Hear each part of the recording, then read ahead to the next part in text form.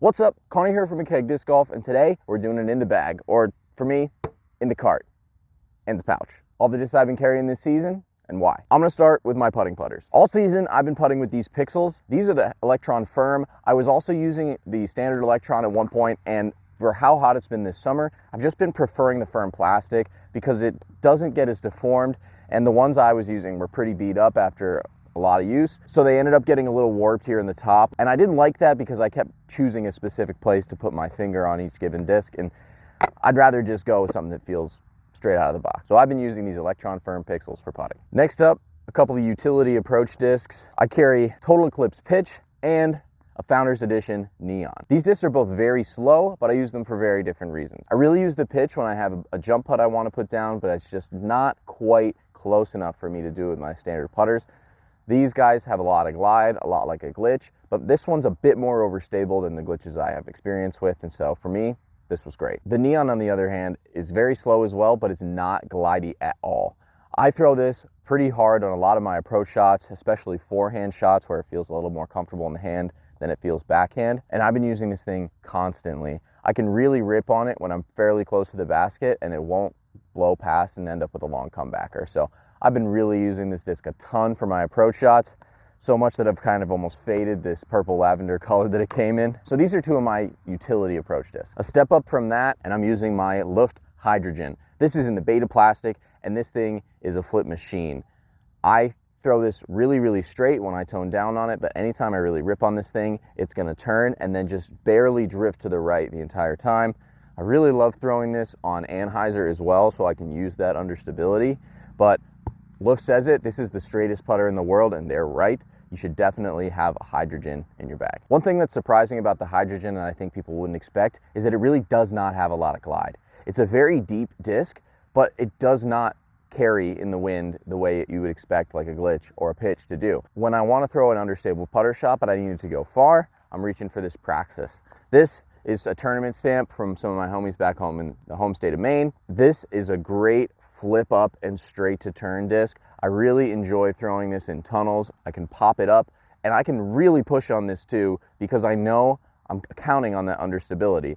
I can throw this pretty hard, and I know that it's gonna flip up and ride, but I can really get distance out of this Praxis that I definitely can't get out of my other flippy putter, the Hydrogen. Another throwing putter, but on the other end of the spectrum completely, is the Neptune Splash. This disc is reliably overstable, and it doesn't feel like it's really going to be all that beefy, but it really is. When I throw this on backhand, I'm almost always trying to flex it a little bit in the beginning, because if I just release it flat, it's going to really hook pretty early in the flight for me. I've been able to trust this overstability a lot. I've even experimented with forehanding this disc. I'm not very good with my putter flicks, but I found that if I release this on hyzer, it'll pop up and carry straight for me, maybe even fade at the end if I get it just right. Similar to the Splash slot, but a little bit faster, I've always had one of these in my bag, but as long as I've been playing, it's the Harp.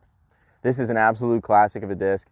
The Westside Harp, this is in that premium plastic with a sweet Huck Lab die on it, and this is actually not quite as overstable as early as the Splash is, so if I need to stretch the shot out for a while before I need the backhand to fade, I'll sometimes go to the Harp to get that little extra speed on it, a little extra distance versus the Splash. And this is also a reliable forehand disc. I always started out on hyzer. It's easy to overpower a 4-speed like this. The Harp has been my main forehand approach disc my entire career, although right now the Neon is really taking its spot. Now we're into the cart. Let's talk about mid-ranges. On the side, just for utility here, I do have a Glow Rolo.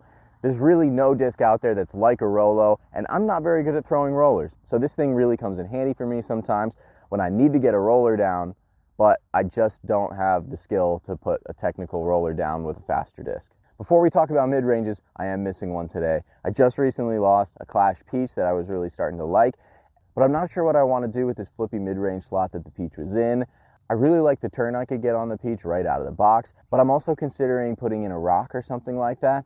Let me know in the comments what you think I should bag in that slot. Next up, my straight and straight to fade mid-ranges. They're both a Neptune Nautilus. I've got my orange one that they originally sent me, which is straight, and when I get it turned over, really carries all the way to the ground without a ton of fade.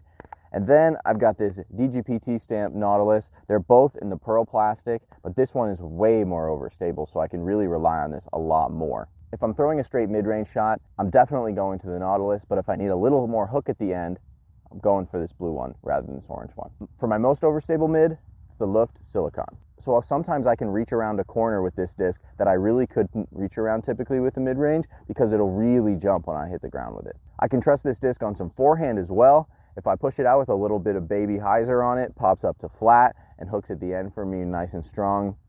This is a very trustworthy disc, and I really love the Supernova Alpha plastic with this cool triple stamp. Next up, a couple fairway drivers. First off, the Neptune Marlin. This is my other utility roller disc, and sometimes in the woods you just need a disc this flippy. This -4 is real, folks. This thing is incredibly flippy. You can kind of see it in the underside of the rim here, how swept it is. And so I can throw this out high and left, and I know it's gonna finish low and right. I can really work this thing on all kinds of different shapes, but this thing is so understable that it's not really even a hyzer flip disc. I can pop it up, but it won't carry straight for me. It'll always turn right. That's what makes it a good roller disc.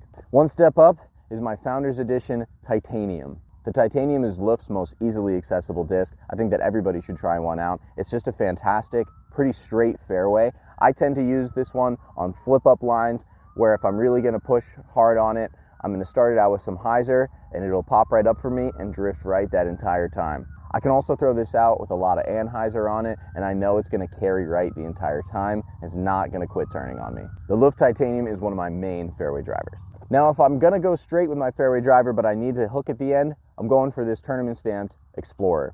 This is a hybrid plastic Explorer that I've had in my bag for a good long while. It's pretty worn. It used to be a lot deeper pink than this is now. And this is also a very neutral fairway driver. I can get this to turn and do some versatile lines, but for the most part, I'm throwing this on hyzer and trusting it to come back at the end. It's not so overstable that it's really desperate to get to ground, but it's overstable enough that I can trust in a little bit of headwind that I can't really trust my Titanium in. Now, the most overstable 7-speed of all time, the XXX. This is definitely a utility disc. It's hard to find a use case for something this slow and this overstable. It's a bit of a weird slot, but for me, I love having this trick up my sleeve. I can throw it on the craziest anhyzer I want, and I know it's gonna fight back when I go backhand. For the forehand, I can always trust this XXX. I don't have to worry about it burning over into the ground or anything like that. It's not gonna turn. It's going to fight back to fade every single time. So if I'm worried about both distance and wind control, I can always go to my XXX, and I know it's gonna be reliable. Moving on to some control drivers. I carry a pair of Undertakers in my bag as my main fairway drivers for straight shots. This is a really flat, really beat up Undertaker. It looks like it's in pretty good shape still, but it is really flippy. So if I'm throwing this blue Undertaker, I'm definitely throwing it on a hyzer flip, or I'm throwing it out with a good amount of anhyzer and knowing it'll work all the way to the ground. If I'm throwing uphill, I'll sometimes adjust to throw this flippier disc as well to account for the nose up I'm putting on the disc and make sure I still get the turn I need. A lot of my straight fairway shots are thrown with this swirly Undertaker. Not only do I love the color on the design on this thing, but it is incredibly overstable for an Undertaker. I can throw this almost like it's a Thunderbird or something like that, where I don't have to worry about it turning and drifting. When I throw it straight, it's gonna go straight and then fade at the end. I know that. I don't have to be concerned about it turning and burning on me. Everybody's gotta have a disc like this in their bag. You need a really overstable 9-speed, and for me, it's the Luft Xenon in this gamma plastic. I really love the feel of this disc. All the edges are nice and rounded, so it's really comfortable in the hand. It's incredibly flat too, which gives it a really clean release on the forehand, and boy, is it overstable. I'd never have to sweat this thing. It's incredibly trustworthy, and I can carve some crazy lines with it because I know it has the overstability to work back no matter what angle I put it on. To stretch out my overstable shots a little bit more, I bag this Big Z Onyx. When I'm throwing it full power, this Onyx is almost kind of neutral. I can put it on some anhyzer angle and carry that, but for the most part, I'm throwing this firm and out to the right of my target, letting it cruise straight for a while before a reliable fade on it.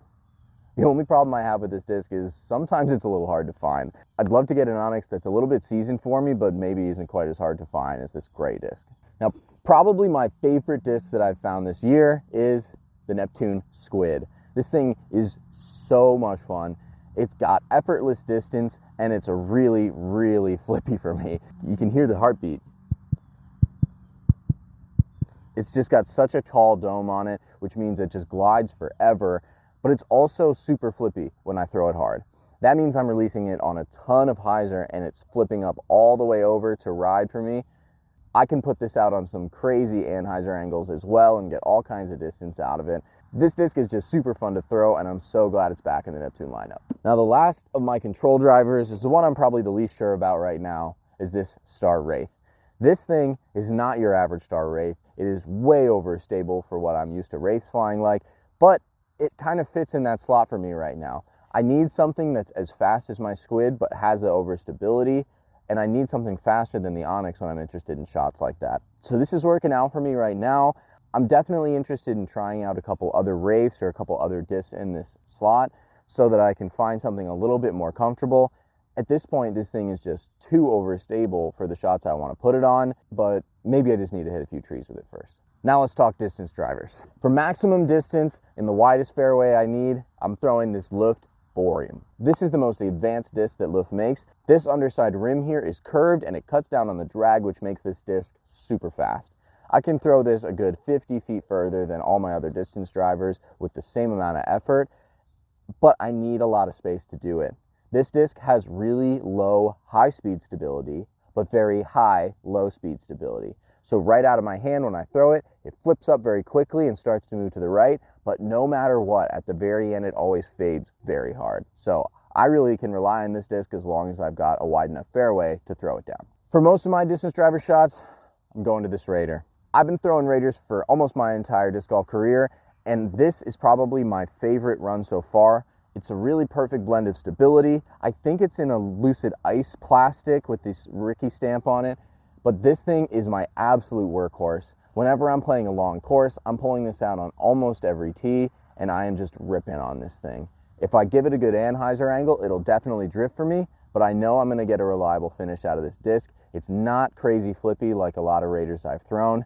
This thing is my workhorse. I absolutely love it. Now, when the wind really picks up, I've got two options. This is an ESP Force, and this is an OptoX Ballista Pro. I do throw this Force pretty frequently on standard drives where I'm not trying to fight a brutal headwind. I can flex this Force really hard and get it to come back no matter what. Or if I need to throw a giant hyzer that's really pushing forward still, I'll definitely go to this Force. But if I need all of the beef I can get, and I'm not really worried about it carrying to the maximum distance I can achieve, I'm pulling out this Ballista Pro. I love this Albert Tom stamp on it. I really like how domey this disc is, and this is the maximum amount of beef I need in my bag. I sometimes struggle with the super wide rims on these super fast distance drivers, but this one still feels comfortable in my hand, and I never have to be worried about this thing. I know it is incredibly overstable, and it will always finish for me. That's all the discs I keep in my bag.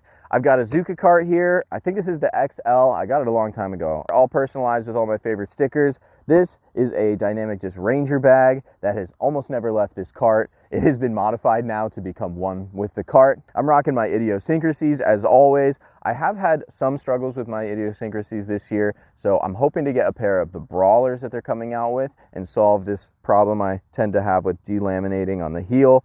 I don't really feel it when I'm playing, but I know it's killing the life of the shoe. So I'm hoping to pick up a pair of Brawlers. I've got a putter pouch on the back here from Infinite Discs. This is the XL version, which allows me to carry 8 discs in here at a time.